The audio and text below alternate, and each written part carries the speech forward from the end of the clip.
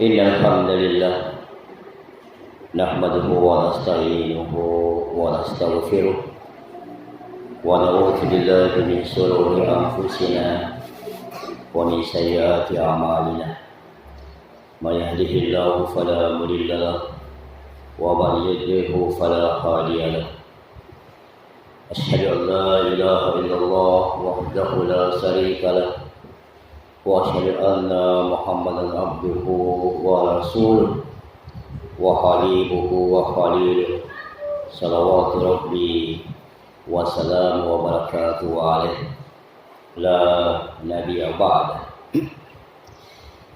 لا شريك له الذي جعل الجنة للمتقين وأشهد أن سيدنا ومولانا محمدا عبده ورسوله لا إله صراط المستقيم اللهم صل وسلم وبارك على سيدنا محمد نبينا ورسولنا صلى الله عليه وسلم وعلى آله وأصحابه والتابعين ومن تبعهم بإحسان إلى يوم القيامة أما بعد فيا أيها المؤمنون أوصيكم ونفسي وإياكم بتقوى الله وطاعته لعلكم تفلحون من اتقى فقد فاز المتقون. قال الله تعالى في كتاب القرآن يا أيها الذين آمنوا اتقوا الله حق تقاته ولا تموتن إلا وأنتم مسلمون. يا أيها الناس اتقوا ربكم الذي خلقكم من نفس واحدة وخلق منها زوجها وبث منهما رجالا كثيرا ونساء واتقوا الله الذي تساءلون به والأرحام إن الله كان عليكم رقيبا. وقال يا أيها الذين آمنوا اتقوا الله وقولوا قولا سديدا يصلح لكم أعمالكم ويغفر لكم ذنوبكم ومن يطع الله ورسوله فقد فاز فوزا عظيما. أعوذ بالله من الشيطان الرجيم بسم الله الرحمن الرحيم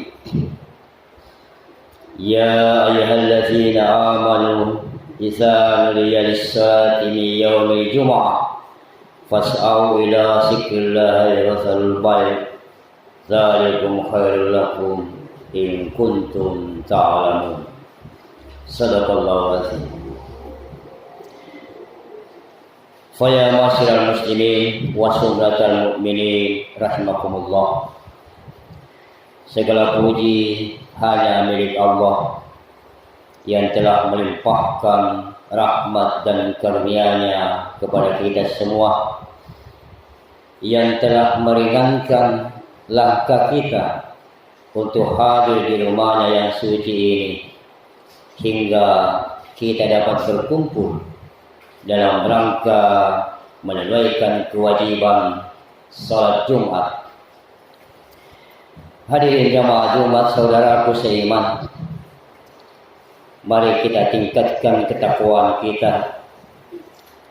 Takwa yang bukan sekadar lisan, tapi takwa yang menggetarkan hati saat nama Allah kita sebut. Takwa yang sebenarnya perintahnya dijalankan dan larangannya dijauhi, baik dalam keadaan terang-terangan maupun tersembunyi. Karena tidak ada kemuliaan dan kebahagiaan melainkan dengan ketakwaan. Tidak ada bekal yang dapat menyelamatkan kita dari siksa api neraka kecuali dengan bekal iman dan takwa kita kepada Allah Jalla Jalaluhu. Salawat serta salam semoga senantiasa tercurah dan tersampaikan kepada junjungan kita Nabiullah Muhammad sallallahu alaihi wasallam, juga kepada keluarganya yang suci, para sahabatnya yang mulia, dan seluruh umatnya yang istiqomah mengikuti jejak langkah beliau hingga hari kiamat nanti. Hadirin jamaah Jumat, saudaraku seiman rahimakumullah. Mari kita sejenak membuka mata hati kita di hari yang mulia ini, di bawah atap rumah Allah yang tenang ini. Ada sebuah pemandangan yang barangkali sudah menjadi biasa di mata kita, namun sesungguhnya menyedihkan di hadapan langit. Lihatlah ke pintu-pintu masjid kita. Saat azan pertama berkumandang, saf-saf depan masih kosong melompong. Saat khatib naik ke mimbar dan mengucapkan salam, barulah satu persatu jamaah datang. Dan puncaknya, saat khutbah hampir berakhir, sejumlah jamaah baru berdatangan dengan tergesa-gesa hanya untuk mengejar 2 rakaat sholatnya saja. Saudaraku seiman, mengapa kita begitu santai melangkah ke rumahnya Allah? Padahal kita begitu terburu-buru saat mengejar dunia. Ingatkah kita pada sabda baginda Nabi kita Muhammad SAW yang menggetarkan jiwa? Beliau menyampaikan bahwa pada hari Jumat para malaikat berdiri di pintu-pintu masjid. Mereka mencatat siapa yang datang pertama, kedua, ketiga, dan seterusnya. Namun ada sebuah garis batas yang sering kita lupakan, yaitu apabila imam telah naik di mimbar untuk memberi khutbah, para malaikat menutup buku catatan mereka dan ikut duduk mendengarkan khutbah. Bayangkan saudaraku seiman, saat kita melangkah masuk ke masjid, sementara khatib sudah berkhutbah, nama kita tidak tercatat di dalam buku istimewa malaikat hari itu. Kita datang, kita sholat, tapi kita kehilangan undangan khusus dari langit. Kita hadir secara fisik, tapi absen dalam catatan kemuliaan. Saudaraku seiman, mari kita renungkan dengan jujur. Jika hari ini kita mendapat panggilan wawancara kerja yang menjanjikan gaji besar, akankah kita datang terlambat? Jika hari ini kita diundang bertemu dengan pejabat tinggi atau tokoh yang kita kagumi, akankah kita datang saat acara hampir selesai? Tentu tidak, hadirin saudaraku seiman. Kita pasti akan hadir 30 menit sebelumnya, berpakaian rapi dan menunggu dengan berdebar. Lalu, seterpuruk itukah kedudukan Allah di hati kita? Mengapa panggilan Allah, penguasa alam semesta ini, kita tempatkan di urutan terakhir setelah urusan dagang, urusan kantor, urusan sekolah, atau sekedar urusan tidur siang? Banyak di antara kita yang merasa Jumatnya sudah sah asal ikut sholat 2 rakaat. Secara hukum fikih mungkin benar, namun secara hakikat khutbah adalah bagian tak terpisahkan dari ibadah Jumat. Khutbah adalah nutrisi bagi rohani kita yang gersang selama 6 hari kita bekerja. saat kita sengaja terlambat. Kita sebenarnya sedang berkata kepada Allah, "Ya Allah, aku hanya butuh gugur kewajibanku saja.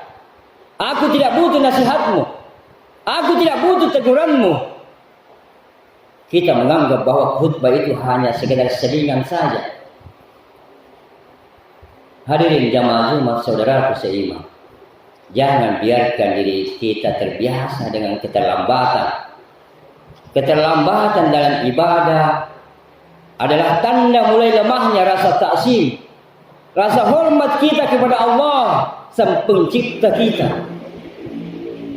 Jangan sampai Allah pun terlambat memberikan pertolongannya saat kita sedang terjepit, hanya karena kita selalu sengaja menunda-nunda panggilannya.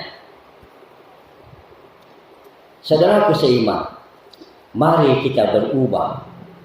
Mulai Jumat depan, mari kita niatkan hadir sebelum azan berkumandang, duduk di saf terdepan yang masih kosong, memasuki masjid dengan rasa rindu, bukan dengan rasa terpaksa. Saudaraku seiman, pernahkah kita bertanya pada diri sendiri, di manakah posisi Allah dalam daftar prioritas kita dalam hidup kita? Kita sering berkata bahwa kita mencintai Allah di atas segalanya, namun perilaku kita di hari Jumat seringkali mengkhianati ucapan itu. Bayangkan sebuah skenario yang memilukan. Suatu hari nanti, maut akan menjemput kita. Di saat itu kita akan memohon dengan rintihan yang paling dalam, "Ya Allah, beri aku waktu sedikit saja. Izinkan aku kembali ke dunia untuk bersujud, untuk duduk tenang mendengarkan nasihat agamamu." Namun di hari ini, saat Allah masih memberikan kita napas, kaki yang kuat, dan kesempatan untuk hadir lebih awal, kita justru menyia-nyiakannya. Kita lebih memilih menghabiskan menit-menit berharga itu di depan layar ponsel HP kita, di atas motor yang kita kendarai dengan santai, atau di warung kopi, sembari menunggu suara mic masjid terdengar sebagai pertanda khutbah akan usai. Saudaraku seiman, apakah kita tidak malu? Kita datang ke rumahnya hanya untuk mengambil sisa-sisa waktu. Kita memberi Allah sisa tenaga kita, sisa perhatian kita, dan sisa waktu kita. Padahal Dialah yang memberi kita hidup yang utuh, rezeki yang utuh, dan kasih sayang yang tak pernah putus.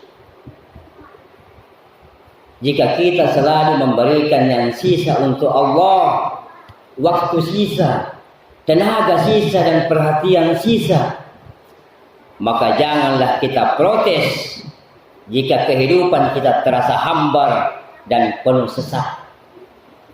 Karena keberkahan hidup tidak diletakkan pada seberapa keras kita bekerja, tapi pada seberapa besar kita mendahulukan hak-hak Allah di atas urusan makhluknya. Ingatlah saudaraku seiman, setiap langkah kaki menuju masjid adalah penggugur dosa. Setiap menit kita menunggu sholat adalah waktu di mana malaikat mendoakan kita. Malaikat berdoa, "Ya Allah, ampunilah dia. Ya Allah, sayangilah dia." Lantas mengapa kita justru menjauh dari doa para malaikat itu? Mengapa kita memilih datang saat pintu langit melalui catatan malaikat di pintu masjid sudah tertutup? Cobalah lihat di sekeliling kita, saudara-saudara kita. Mereka kini sudah terbaring di dalam kubur, di bawah tanah yang gelap. jika mereka diberi satu kesempatan untuk bangkit kembali, mereka tidak akan meminta harta atau jabatan. Mereka akan berlari menuju masjid di hari Jumat, duduk di saf paling depan, dan menangis meresapi setiap kata dari khutbah yang disampaikan. Kita yang masih memiliki kesempatan ini, mengapa seolah-olah hati kita telah membatu? Jangan sampai keterlambatan kita hari ini menjadi cerminan bagaimana Allah akan memperlakukan kita di hari kiamat nanti. Jangan sampai kita menjadi golongan yang terlambat masuk ke dalam surga hanya karena di dunia kita selalu merasa nanti saja, sebentar lagi, untuk urusan menghalap sang pencipta Allah Jalla Jalaluhu. Saudaraku seiman, ini adalah sebuah renungan di mana orang yang sering suka berada di saf belakang. Jumat adalah hari raya pekanan kita. Jadikanlah kedatangan kita sebagai pembuktian cinta. Datanglah dengan wajah yang berseri. Pakailah wewangian terbaik kita. Dan duduklah dengan khusyuk. Seolah-olah ini adalah Jumat terakhir dalam hidup kita. Karena sungguh kita tidak pernah tahu apakah Jumat depan kita masih bisa melangkah ke sini, ataukah justru kita yang akan digotong ke depan mimbar ini dalam balutan kain kafan. Hadirin jamaah Jumat saudaraku seiman, mari kita jujur kepada diri sendiri. Jika hari ini ada pembagian bantuan sosial atau hadiah cuma-cuma, kita pasti akan datang sebelum loket dibuka. Kita rela mengantri di bawah terik matahari, berdesakan hanya demi sesuatu yang akan habis dalam sehari. Namun, mengapa di hari Jumat ini, saat Allah menjanjikan pahala sebesar kurban seekor unta bagi mereka yang datang di awal waktu, kita justru kehilangan gairah? Apakah pahala dari Allah itu terasa murah di mata kita karena kita tidak terlihat bentuknya? Ataukah dunia ini sudah merantai kaki kita begitu kuatnya sehingga untuk melangkah lebih awal saja terasa begitu berat? Kita sering merasa rugi jika kehilangan uang 1 lembar di jalan. Kita merasa rugi jika tertinggal pesawat atau kereta api. Tapi sadarkah kita betapa besarnya kerugian seorang mukmin yang kehilangan Jumat di awal waktu? Wa isara au tijaratan au lahwin nafaddu ilaiha wa zakuka qa'imah kul ma indallahi khairun minallahi wa minat tijarah wallahu khairur rasikin. Saat kita duduk tenang di masjid sebelum khutbah dimulai, kita tidak sedang membuang waktu, saudaraku seiman. Detik demi detik yang kita habiskan untuk berzikir atau sekedar diam menunggu dalam keadaan suci dihitung sebagai pahala salat oleh Allah Jalla Jalaluhu. Kita sedang berada dalam penjagaan Allah, sementara para malaikat di sekeliling kita terus memohonkan ampun tanpa henti. Lalu mengapa kita lebih memilih menunggu di tempat lain yang penuh sia-sia daripada duduk di taman surga yang penuh doa di dalam masjid ini? Bayangkan, andaikan kita mengundang seseorang ke rumah kita untuk sebuah perjamuan besar. Tamu pertama datang dengan rapi, menghargai waktu kita, dan duduk dengan ta'zim menunggu kita memulai acara. Tentu kita akan sangat menghargainya. Lalu bayangkan tamu yang datang saat acara hampir selesai, saat makanan sudah mulai dikemas, Dan saat kita sudah lelah, kira-kira bagaimana perasaan kita? Allah Jalla Jalaluhu tidak akan mengusik kita meski kita datang terlambat. Tapi tidakkah ada rasa malu di dalam dada kita ini? Kita datang menemui pencipta kita dengan sisa-sisa tenaga setelah lelah mengurus dunia sejak pagi. Kita datang dengan napas yang tersengal karena terburu-buru, tanpa sempat menenangkan hati untuk berkomunikasi dengannya lebih awal.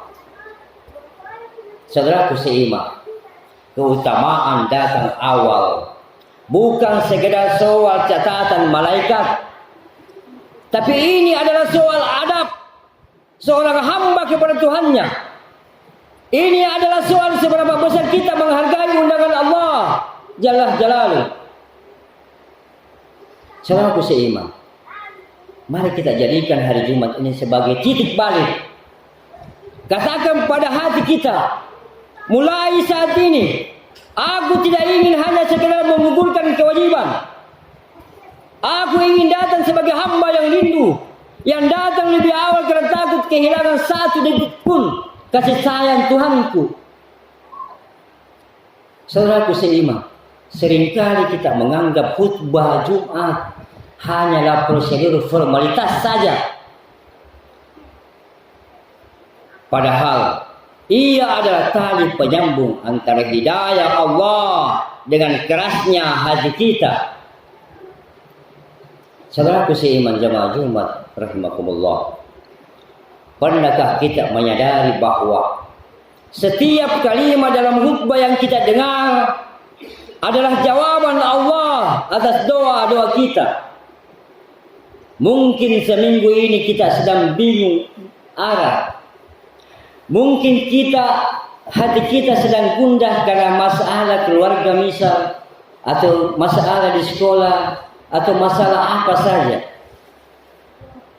Atau mungkin iman kita sedang di titik rendah karena godaan maksiat. Lalu Allah gerakkan lisan seorang khatib untuk menyampaikan satu ayat atau satu hadis yang sebenarnya adalah obat yang kita cari. Namun apa yang terjadi jika kita sengaja datang terlambat? Kita kehilangan obat itu. Kita kehilangan kompas yang seharusnya menuntun kita melewati badai di 6 hari ke depan.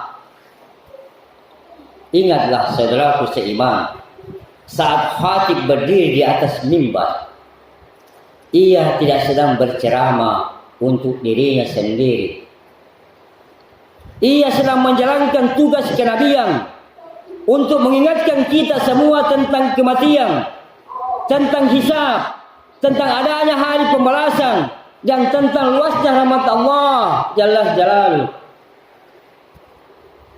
Saudaraku seiman, jika saat khutbah berlangsung kita justru sibuk dengan ponsel HP kita, atau sibuk mengobrol di teras masjid, maka kita sedang melakukan kesia-siaan yang fatal. Nabi kita Muhammad SAW memperingatkan dengan tegas, "Isa qulta li sahibaki yaumal jumu'ah ansitu wal imamu yaktubu faqad lagaw." Barang siapa yang berkata, "Diamlah," kepada temannya saat imam sedang berkhutbah, maka ia telah berbuat sia-sia. Dan barang siapa yang berbuat sia-sia, maka tidak ada Jumat baginya, pahalanya akan gugur. Hadirin jamaah Jumat saudaraku seiman, hanya satu kata diam saja bisa membatalkan pahala Jumat kita. Lalu bagaimana dengan kita yang sengaja melewatkan seluruh rangkaian nasihat itu karena asik dengan urusan dunia di luar teras masjid? Saudaraku seiman, ada sebuah ketakutan yang seharusnya lebih besar daripada takut kehilangan harta, yaitu takut ketika telinga kita tak lagi mampu mendengarkan nasihat, Jika suara hati hanya lewat di telinga kita tanpa singgah di hati, jika teguran tentang neraka tidak lagi membuat kita gemetar, dan jika janji tentang surga tidak lagi membuat kita rindu, maka berhati-hatilah. Mungkin hati kita mulai membatu karena terlalu sering meremehkan panggilan Allah Jalla Jalaluh.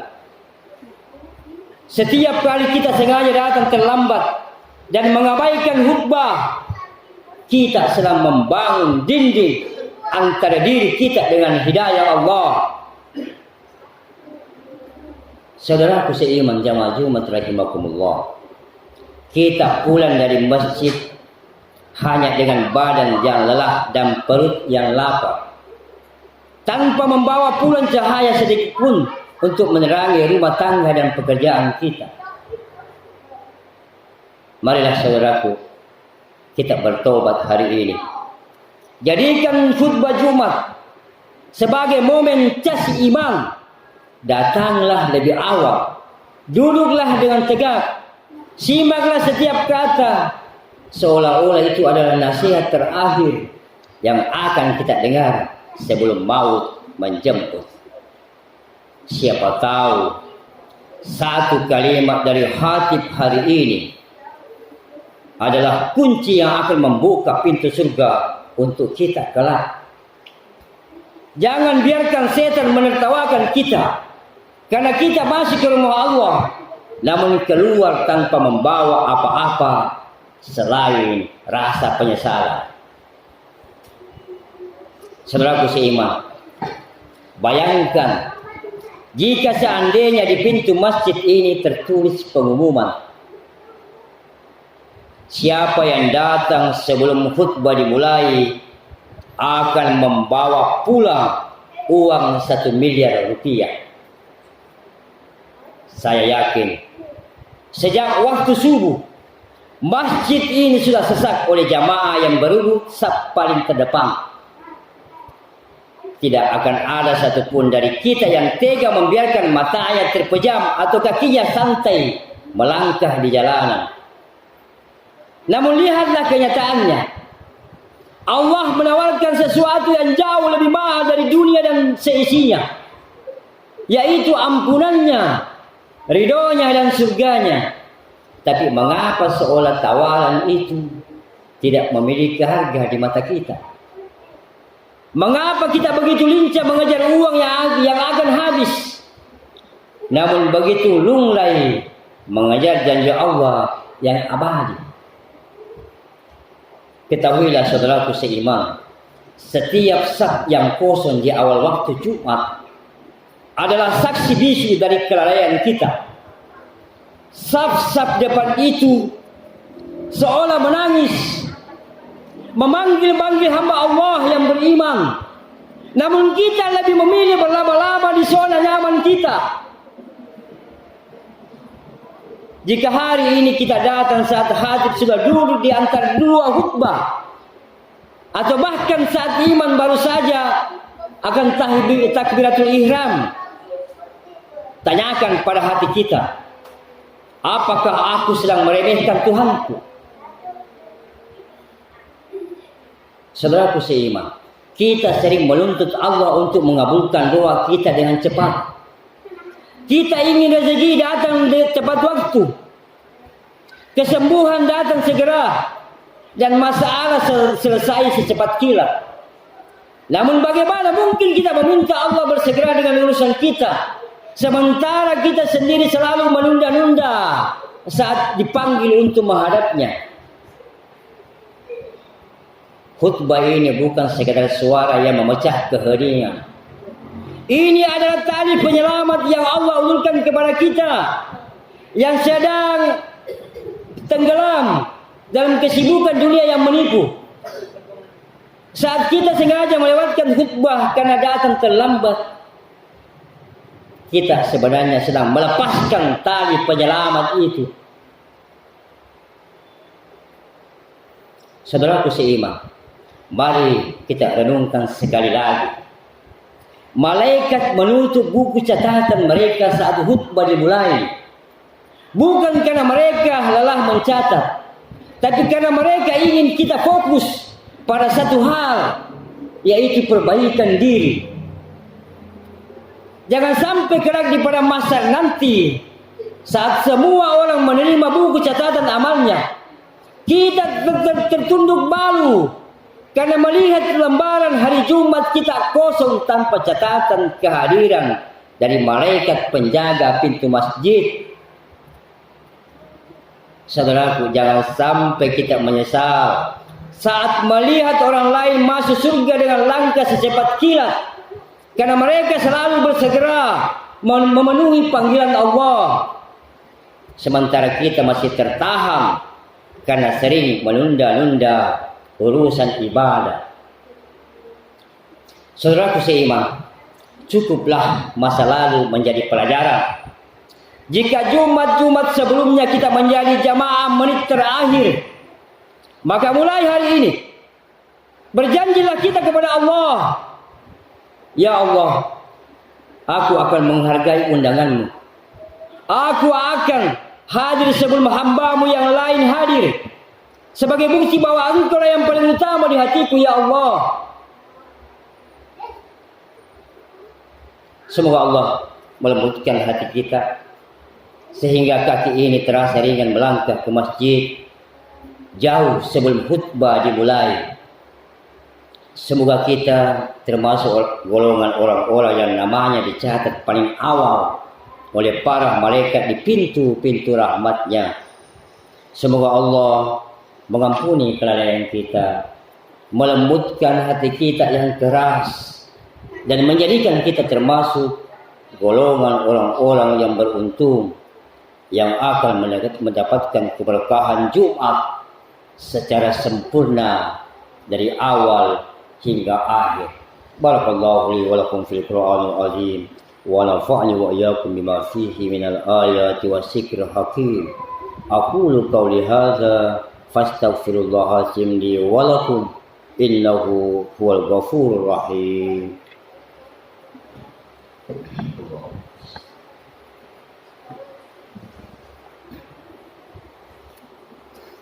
Alhamdulillahi Rabbil Alamin, hamdan katsiran thayyiban mubarakan fi. Alhamdulillahi wa kafa, wassalatu wassalamu ala nabi Mustafa wa ala alihi wa ashabihi ahlil wafa. Alhamdulillahillazi khalaqal insana fi ahsani taqwim, thumma radadnahu asfala safilin ilal ladzina amanu wa amilus shalihat wa bihi nasta'in ala umuri dunya waddin. Wassalatu wassalamu ala sayyidil mursalin wa imamil muttaqin khairil ghurril muajjalin sayyidina wa maulana wa safiina Muhammad wa ala alihi wa ashabihi ajma'in. Amma ba'd, fa ya ayyuhal muslimun, usikum wa nafsi bitaqwallah. Wassalami ala nabiyil karim. Asyhadu an la ilaha illallah wa asyhadu anna Muhammadar Rasulullah. Faqala Allah Ta'ala fi kitabullah, inna Allah wa malaikatahu yusalluna 'alan nabi ya ayyuhallazina amanu sallu 'alaihi wa sallimu taslima. Allahumma shalli 'ala sayyidina Muhammad wa 'ala alihi sayyidina Muhammad wa sahbihi wa baraka wa sallam.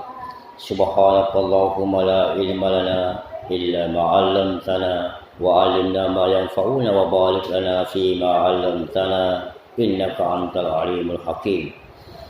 Allahumma ghafir lil muslimina wal muslimat wal mu'minina wal mu'minat al ahya'i minhum wal amwat innaka ala kulli syai'in qadir. Rabbi ghafir li khati'ati yawmiddin wa nas'aluka salamatan fid din. Allahumma hasibni hisaban yasira wa la tuhsina yawmal qiyamah. Ya muqallibal qulub sabbis qalbi ala dinik. Allahumma musarrifal qulub sarrif qulubana ala ta'atik. Rabbana la tuzigh qulubana ba'da idh hadaytana wa hab lana min ladunka rahmah innaka antal wahhab. Allahumma ahlahu alaina bil amni wal iman wassalamati wal islam والتوفيق لما تحب وترضى اللهم ارحم أمة محمد رحمة عامة ربنا وربك الله اللهم إنا نسألك الحسن الخاتمة ونعوذك من سوء الخاتمة برحمتك يا أرحم الراحمين رب اجعلني مقيم الصلاة ومن ذريتي ربنا وتقبل دعاء ربنا آتنا في الدنيا حسنة وفي الآخرة حسنة وقنا عذاب النار عباد الله إن الله يأمر بالعدل والإحسان وإيتاء ذي القربى وينهى عن الفحشاء والمنكر والبغي يعظكم لعلكم تذكرون فاذكروا الله يذكركم ولذكر الله أكبر والله يعلم ما تصنعون بارك الله فيكم أقيموا الصلاة